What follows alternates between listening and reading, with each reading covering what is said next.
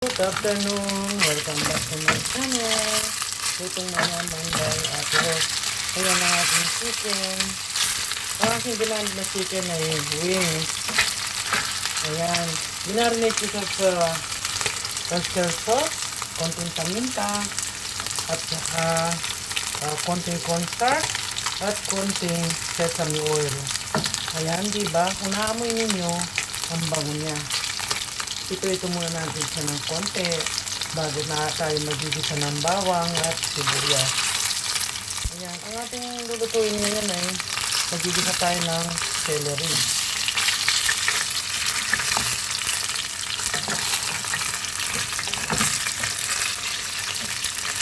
Minarinate ko siya kanina para mas tumalabang lasa.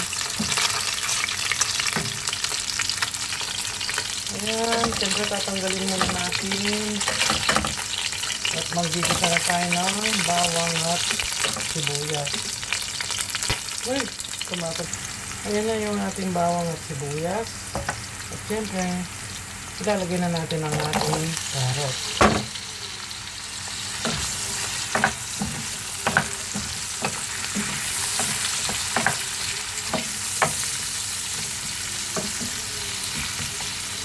Medyo matigas ang carrot, kaya takpan muna natin.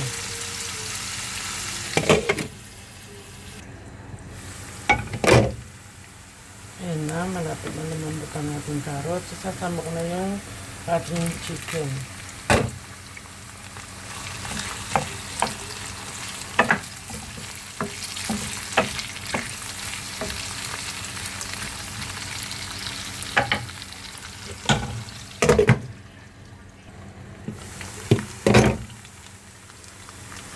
Nalagay na natin ang ating celery. Oh, pwede na.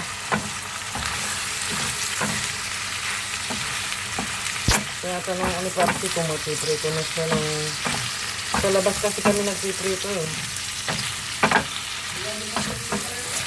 Oh, sige, di pinandit. Pwede pinandit.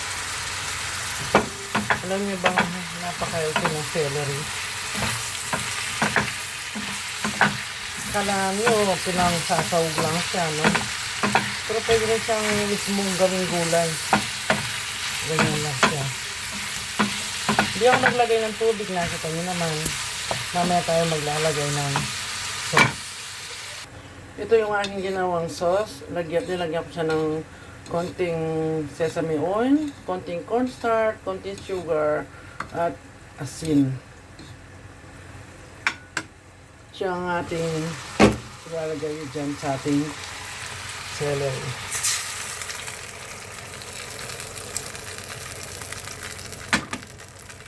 Huwag niyong i-overcook ang yung celery para mas masarap siya.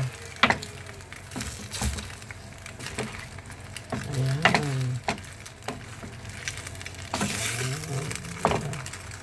Inuna ko yung carrot kasi diba matigas.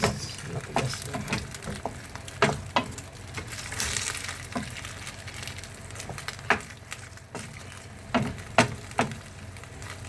Ayan. Ganyan lang siya. Kabilis iluto. Ayoko nang overcook ng celery. Gawin nyo yan at napaka-healthy niyan. At masarap yan. Try ninyo. Thank you so much. God bless.